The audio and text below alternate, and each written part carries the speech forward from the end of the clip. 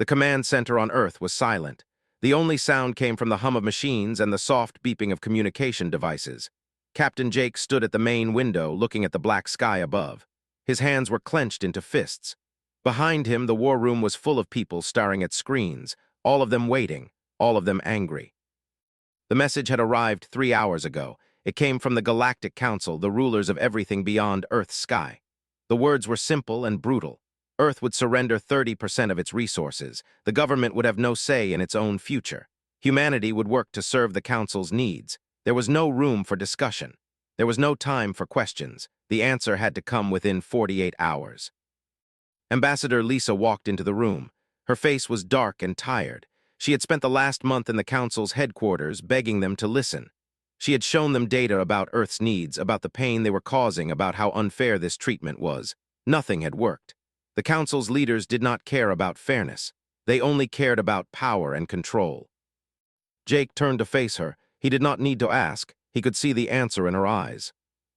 "They will not listen," Lisa said. Her voice was steady but heavy. "I talked to every member. I showed them everything. They said this is the way things have always been. They said humanity is young and must learn to obey. They said our complaints are too small to matter." Admiral Henry Cross stood up from his seat. He was a big man with his hair and strength in his voice. He had been a soldier for 40 years. He had fought in 3 wars and won them all. Now he was tired of fighting for Earth's survival against an enemy that would not even listen. "How many times have they done this?" he asked. "How many times have we given them what they want? We gave them resources 2 years ago. We gave them our best technology last year. We told them we would follow their rules. And every time we say yes, they come back asking for more. This is not negotiation. This is theft." Dr. Long was the head of Earth's Science Division. She was quiet, but when she spoke, people listened. She had developed weapons and shields that the Council did not know about. She had been hiding them, waiting for the day when Earth might need them. That day was coming fast. "If we give them this," said, "Earth will collapse within 5 years, the economy will break, people will starve, our cities will fall apart. We will become a dead world run by the Council for their own use. This is not surrender, this is death." Jake looked around the room at the faces of Earth's leaders. Military commanders, scientists, politicians, all of them were tired. All of them had tried the soft way. All of them had believed that talking was better than fighting. But they had learned that the Council did not respect words. The Council only respected power. "What do we have?" Jake asked. His voice was calm but hard. "If we fight, what can we actually do?" Walk to the main screen. The image showed Earth's fleet. It was small compared to the Council's ships. But it was not weak. Pressed a button and the screen changed. It showed the shield technology she had developed. It showed weapons that could strike with precision and power. It showed systems that combined human intelligence with advanced machines in ways no other civilization used. "We have innovation," said. "The Council builds the same ships in the same way. They follow old patterns. They believe their size is enough. They do not expect anyone to fight back. They do not expect us to be smart. But we are. We can build weapons they do not understand. We can use tactics they cannot predict. We can fight." General Vincent Hayes was Earth's military strategist. He had studied the Council's forces for years. He had watched them move, attack, and defend. He knew their patterns and their habits. "The Council's nearest fleet is 5 weeks away," Vincent said. "They move slowly because they are large. We move fast because we are small. If we fight, we do not fight their way. We fight our way. We use speed. We use new ideas. We use the fact that our people are willing to die for their home. The Council's soldiers fight because they are ordered to. Our soldiers fight because this is Earth. This is different." The room was quiet again. Everyone understood what came next. If they said yes to the Council, Earth would slowly die. If they fought, people would die quickly. But there was a difference.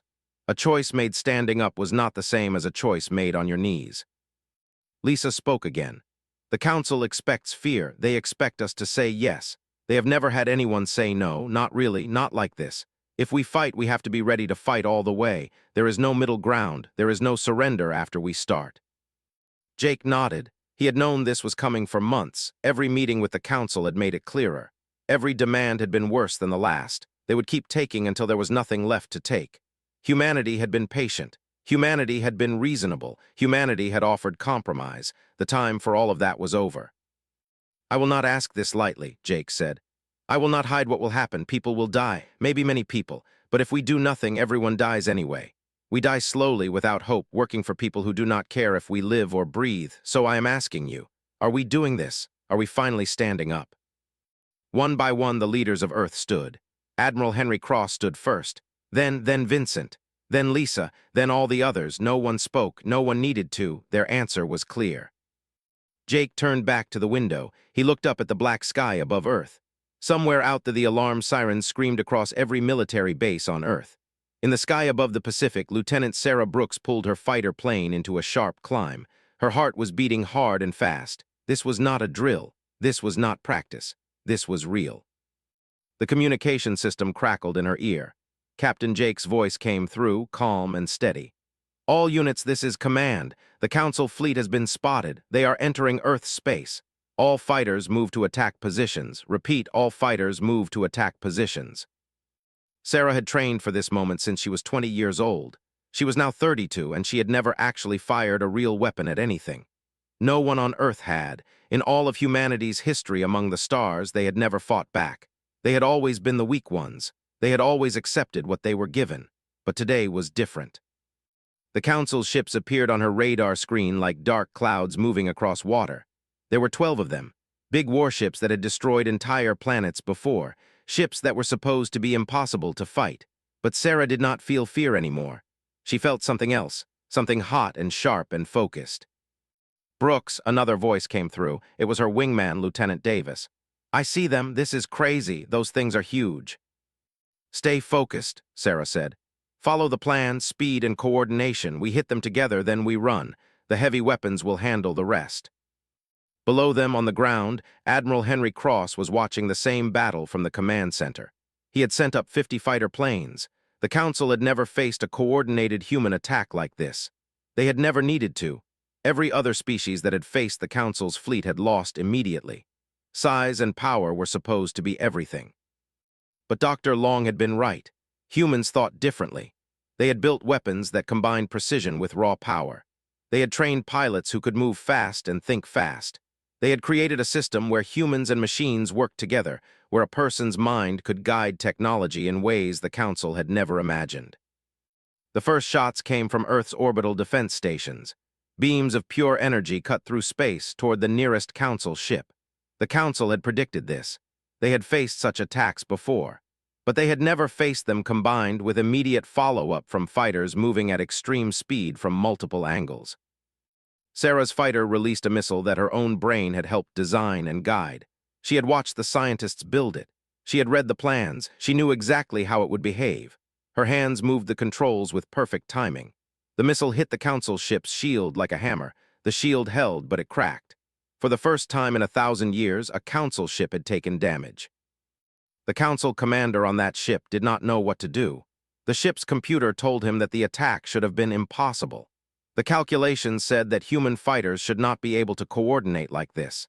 The data said they should be easy to destroy, but data and reality were two different things. Sarah pulled her plane into another dive. Behind her, 3 Council interceptors tried to follow, but she was faster. She twisted through space in ways that their pilots could not match. They were trained to follow patterns. She was trained to break patterns.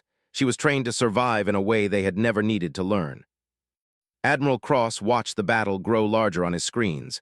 The first phase was working. They were hurt but not beaten. Now came the second phase. Now came the real test. From deep beneath Earth's surface, something was launching. Long stood in the control room where her greatest creation was waking up. It was a weapon so powerful that humanity had only ever built one. They had called it the hammer. It was simple. It was brutal. It did one thing perfectly. It destroyed. The hammer shot into space on a path that would take it directly toward the center of the Council fleet. It was not fast like a missile. It did not need to be. It was inevitable. It was coming, and nothing in the Council's fleet could stop it once it was launched. When the Council commander saw it on his sensors, he did not understand what it was at first. It was too big to be a fighter, too slow to be a missile, too powerful to be anything they had ever faced. He sent 3 of his biggest ships to intercept it. The hammer did not change course. The hammer did not slow down. The hammer did not care about the ships trying to stop it. When the first ship hit it head-on, the hammer barely noticed.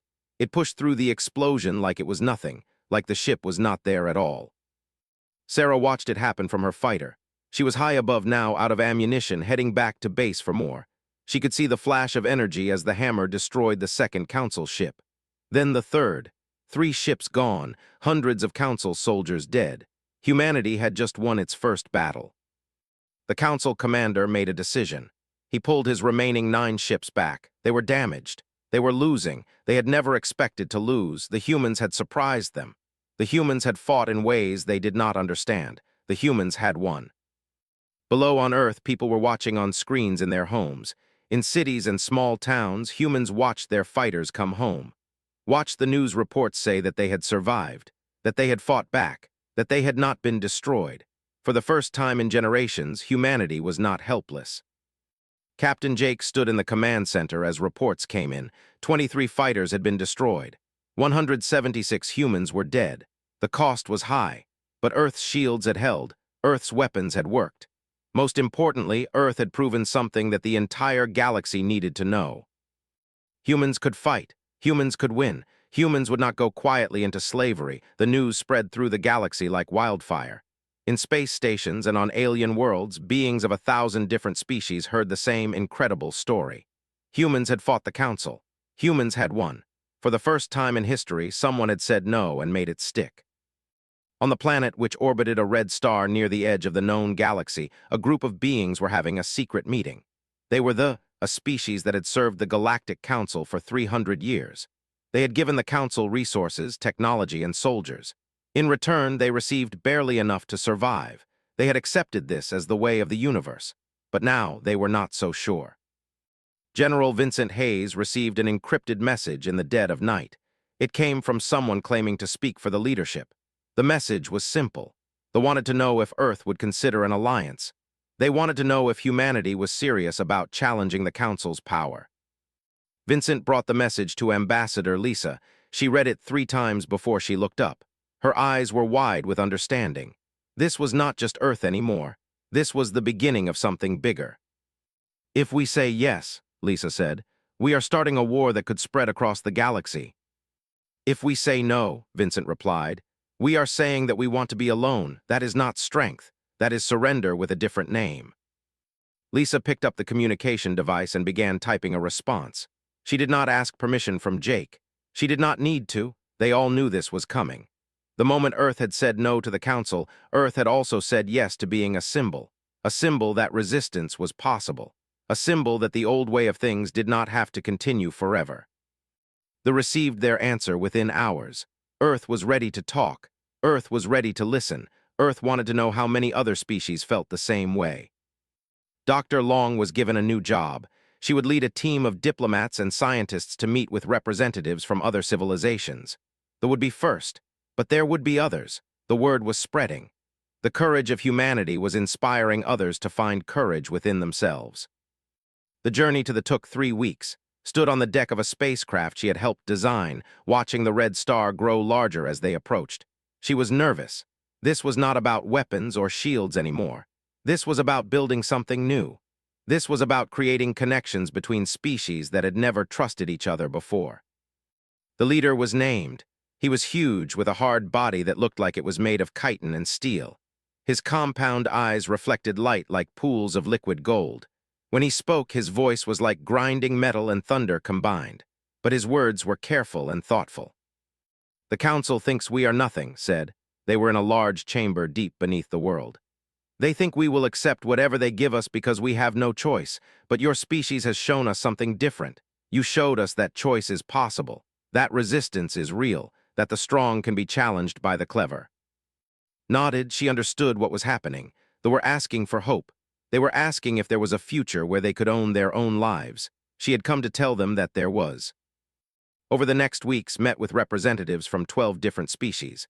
A crystalline race that lived in asteroids, a species of energy beings that inhabited star systems, an aquatic civilization from an ocean world. All of them had the same story. All of them had been pushed down by the Council. All of them had begun to believe it was permanent. All of them wanted to know if anything could really change. Told them the truth. Change was possible, but it would be hard. The Council was strong. They had fought wars before. They had weapons that could destroy worlds, but they were also arrogant. They believed they could not be beaten, and that belief was their weakness. Back on Earth, Jake was making his own preparations. He contacted every military leader who would listen to him. He sent messages to all of Earth's scientists, engineers, and soldiers.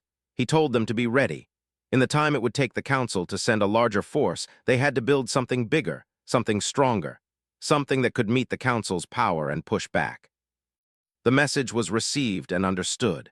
Humans began working in ways they had never worked before. In factories and laboratories, day and night became the same. There was only work and the purpose behind it. There was only the knowledge that they were building something that could change everything. 3 months after the first battle, the Council sent a message to Earth. It was not a demand this time. It was a threat. They were sending their full fleet.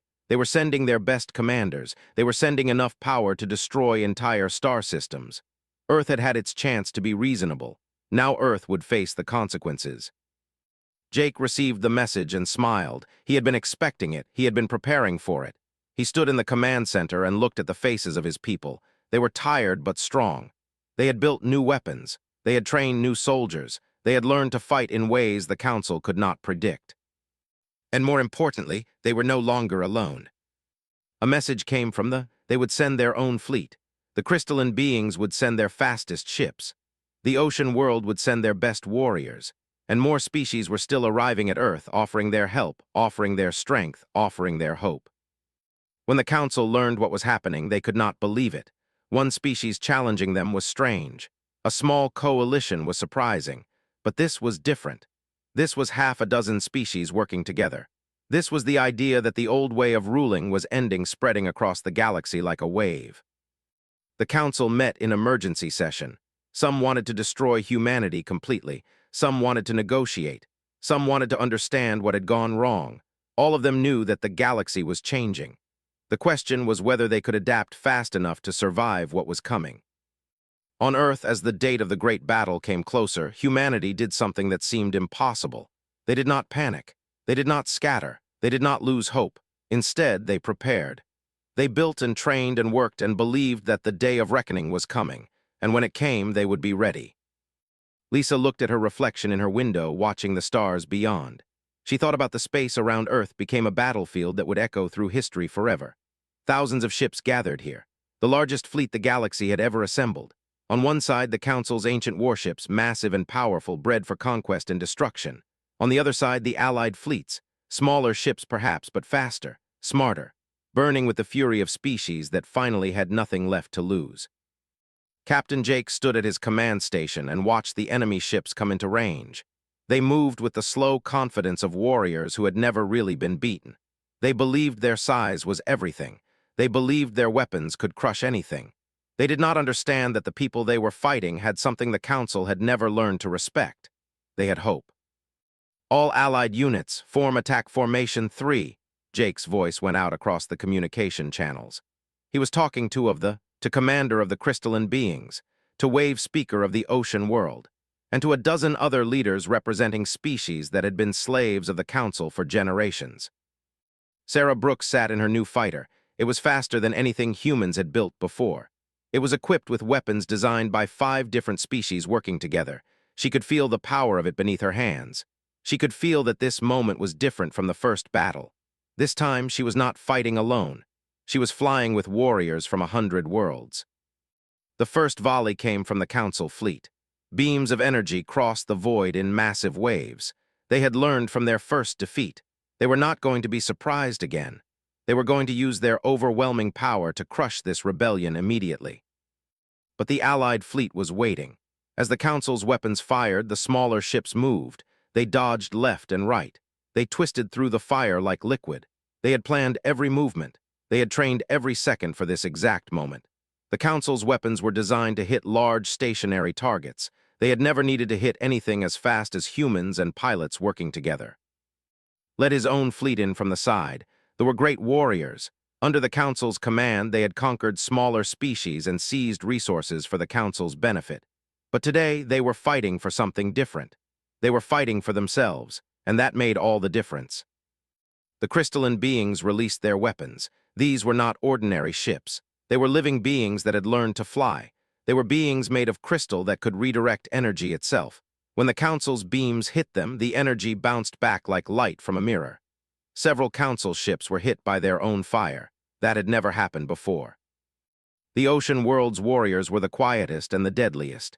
Their ships were designed for precision strikes in the depths of water, adapted now for the vacuum of space. Every shot was calculated. Every movement was purpose. They did not waste energy. They did not create noise. They simply found the weak points in the Council's defense and struck with absolute efficiency. Admiral Henry Cross was commanding the larger strategy from Earth's orbital station. He watched the battle grow and shift like a living thing. The Council was losing their advantage. Their size was becoming a problem. Their massive ships could not move quickly enough to evade. Their weapons were too powerful for close work, too slow for distant targets. He sent the signal. It was time for the second wave. Dr. Long's new creations came up from Earth's surface. There were 10 of them. The first of the Hammer class, smaller than the original Hammer but far more mobile. They had been built in secret using knowledge from every species now fighting together. They were not weapons of the old way. They were weapons of the new way. They were weapons that thought as well as they killed. The Hammers did not have commanders in the traditional sense, had taught them to think. She had given them the intelligence to learn and adapt. They were not machines without will. They were intelligence expressed through technology. They were what happened when humans shared their greatest gift with others who also had the will to resist. The first Hammer targeted a Council battleship, not with a single devastating blow, but with precision attacks on the areas that would cripple it. The shield generator, the propulsion system, the command center. One by one, each critical system failed. The ship did not explode. It simply stopped being able to fight.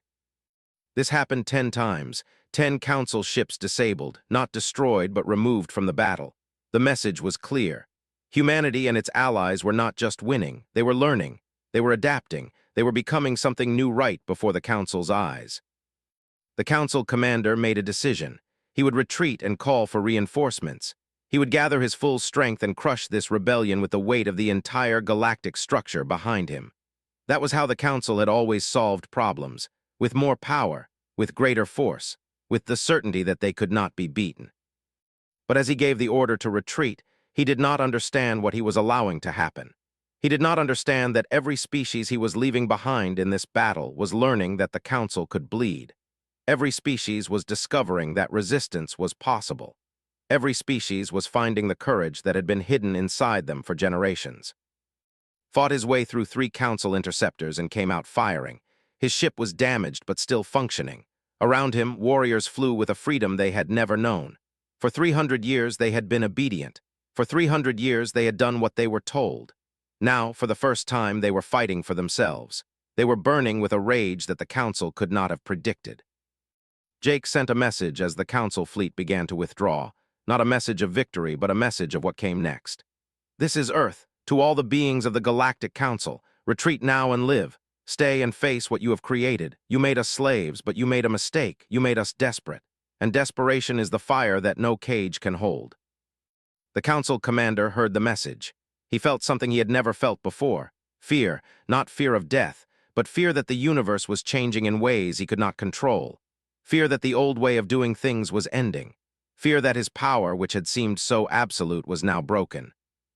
As the Council fleet jumped to hyperspace and left the battlefield, a cheer went up from 1,000 different species. Not a sound, but a feeling that spread through every ship. They had done it. They had fought together. They had beaten the Council's military might. Sarah brought her fighter back to the landing bay. Her hands were shaking. She had killed today. She had watched Council ships explode with soldiers inside. But she had also done something that would echo through history. She had helped liberate a galaxy. As she stepped out of her fighter, she saw warriors from a dozen different species walking past her, with their hard exteriors moving alongside crystalline beings that caught the light like diamonds. Ocean dwellers in suits designed for them, walking toward humans. They did not speak the same languages. They did not look anything alike, but they looked at each other with something that transcended language. They looked at each other like equals, like beings who had fought together and survived together, like species that were building something new. Jake stood in the command center watching the reports come in.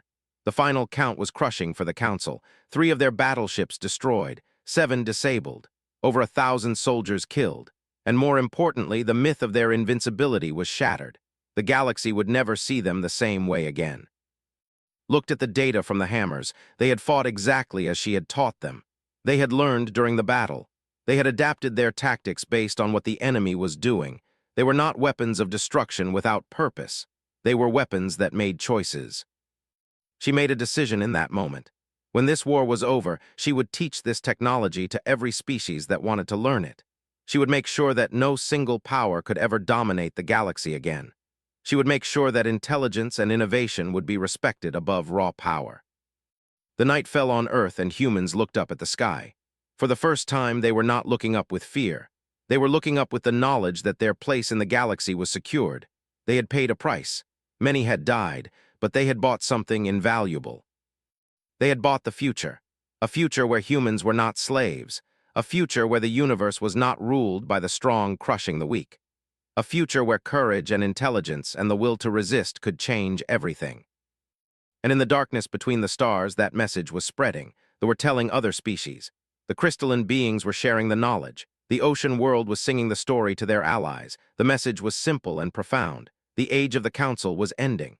The age of freed 1 year had passed since the Great Battle. The Galactic Council no longer existed. The title was still used by historians to describe what had been, but the organization itself was gone. In its place, something new was being built, something that had never been attempted before. A government where every species had voice, where power was shared, where the strong protected the weak instead of crushing them. The new council chamber was built on a space station orbiting between Earth, and the crystalline beings' asteroid cities. It was designed to be neutral ground for everyone. The building itself was made from materials contributed by 100 different species.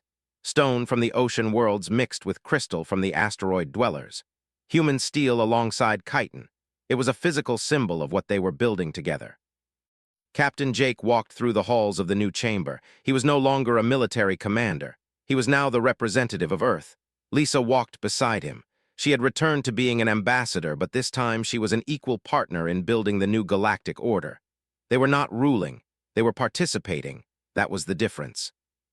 In the main assembly hall, representatives from 347 different civilizations were gathering. The room hummed with the sound of 1,000 different languages being spoken at once. Translation devices kept everyone connected, but there was something deeper than translation happening here. There was the sound of beings who had never trusted each other now learning to work together. General Vincent Hayes was leading the new unified military command. Instead of one species dominating all the others, command rotated between species. This month it was a general giving orders. Next month it would be a human. The month after that, a crystalline being. Everyone learned. Everyone contributed. Everyone understood that they were stronger together than apart. Dr. Long was leading something that was even more important than the military. She was leading the Alliance of Science. Scientists from every known civilization were sharing knowledge, working on problems together, building technology that combined the best ideas from 1,000 worlds. They had already created new medicines that could heal diseases that had plagued certain species for centuries. They were working on technology that would allow any species to travel to any world and survive there safely. But's greatest achievement was something more subtle. She had changed the way the galaxy thought about intelligence and power. She had shown that a small group of fast thinkers with good ideas could beat a massive force with old thinking. She had demonstrated that innovation was more valuable than size. She had taught every young scientist in the galaxy that their ideas mattered, that their perspectives were valuable, that they could change the universe if they dared to think differently. Sarah Brooks was training the new Joint Military Academy. Students from 300 species were learning together. Humans taught about precision and speed, taught humans about strength and discipline. Ocean dwellers taught everyone about patience and deep thinking. Crystalline beings taught about seeing through problems to their solutions. No one species had all the answers. Every species had gifts to share. She was now captain, and she had never felt more at home. Every day, she worked with warriors that her mind could never have imagined a few years ago. Every day, she saw young beings from different worlds forming friendships that would have been impossible in the age of the Council. She saw a future where her would think nothing of working alongside beings that looked nothing like them. On Earth, civilization was changing too. The old way of living had been based on fear. Fear that resources would run out. Fear that other species would conquer them. Fear that they were alone in a hostile universe. Now, trade ships from 100 worlds landed daily. Restaurants served food from the ocean world. Universities had students from the crystalline cities. Humans learned new languages not out of necessity, but out of curiosity. There was still pain from the war. There were still species that had lost much. There were still beings that struggled with the idea that they were equals with species they had fought for centuries. But slowly, the old hatreds were fading. They were being replaced by something better, by understanding, by the knowledge that working together was better than fighting apart. The first sitting of the new Galactic Assembly came to order. Representatives from every major civilization took their places. Lisa stood to propose the first major piece of legislation for this new government. It was a bill declaring that all species had the right to self-determination, that no species could be forced to work for another, that the time of slavery and servitude was over forever. The vote was unanimous. Every species present voted yes. Some did it proudly. Some did it reluctantly, remembering how they had benefited from the old order. But they voted yes, because they understood that the future was not going to be decided by the powerful crushing the weak. It was going to be decided by beings choosing to lift each other up. Admiral Henry Cross stood watching the assembly through a window. He was old now. His hair was completely white. He had fought in the war that changed everything, and now he was watching the peace that came after. He thought about all the young soldiers that had died so that this moment could happen. He hoped they were watching somehow. He hoped they knew that their sacrifice had meant something, that it had mattered. Jake was being asked to speak.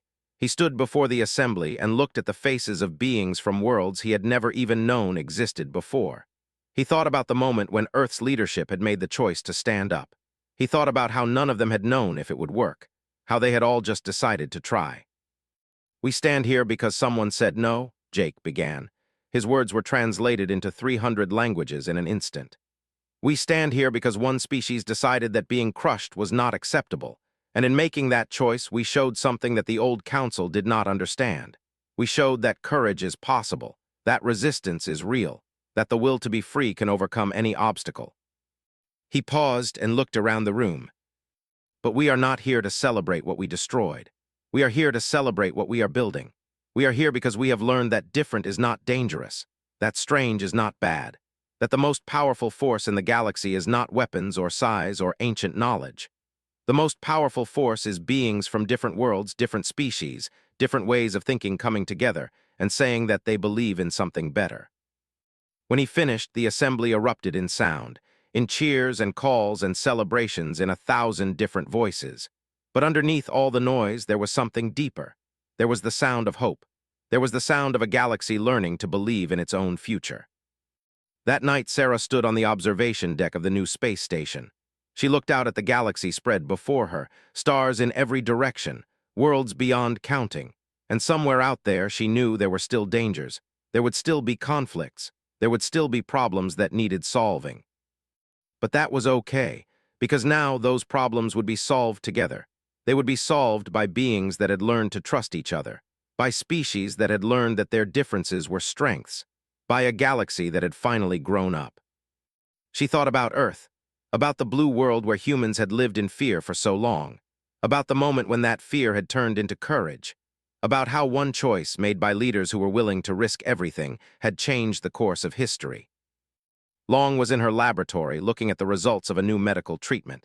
It had been developed by her team combined with researchers from 5 other species. It could cure a disease that had plagued the ocean dwellers for 1,000 years. In the old galaxy, the Council would have kept this knowledge. They would have used it to demand payment and power. But in the new galaxy, it was going to be shared. It was going to be given freely to anyone who needed it. This was what she had been fighting for, not weapons, not power, but the simple right to share knowledge, the simple right to help each other, the simple right to build a better future together. In the memory archives of every major civilization, the story of humanity's resistance was being recorded, not as propaganda, but as history, as the moment when everything changed, the moment when beings decided that the old way was over, the moment when the galaxy learned that it could be different. On Earth, in schools and universities, children were learning about the day that humanity said enough. They were learning about how their species had stood up for itself and inspired a galaxy to do the same. They were learning that courage matters, that standing for what is right matters, that one choice can change everything. And in the darkness of space, ships from 100 worlds were traveling back and forth, carrying goods and knowledge and friendship. The trade was fair now. The cooperation was voluntary.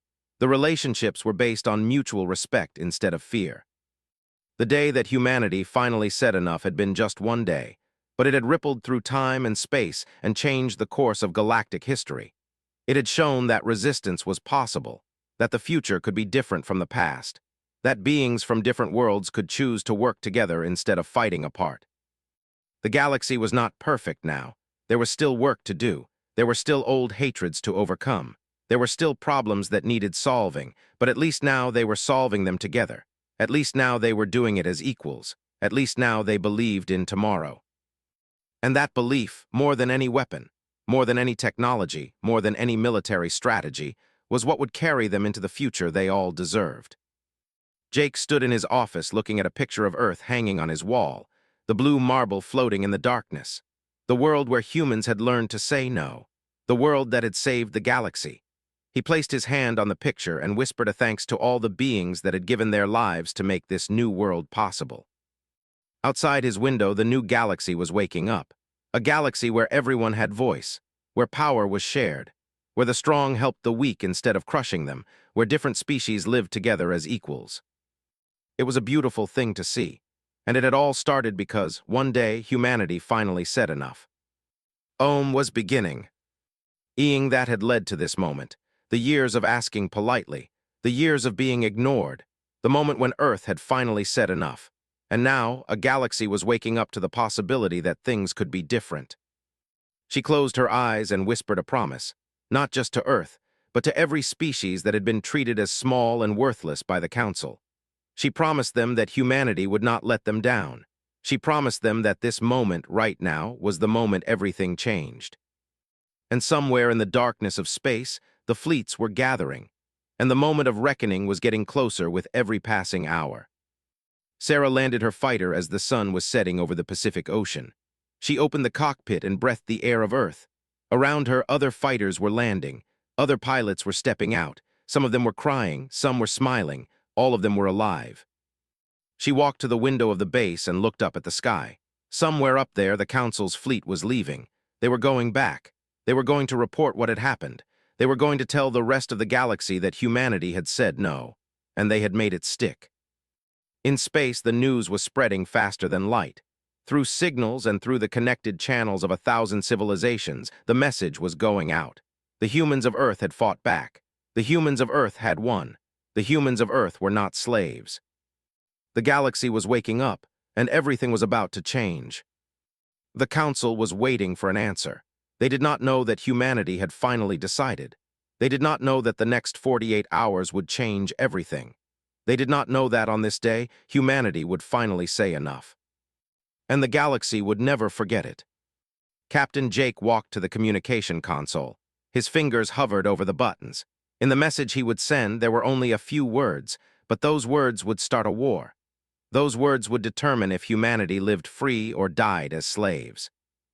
He pressed the button. "This is Earth," his voice went out across the stars. "The answer is no, we will not surrender, we will not obey. The time of taking from us is over. Prepare for what comes next." The message was sent. The decision was made. There was no going back now. In the darkness of space above Earth, something was about to wake up, and the universe would have to face what it had created.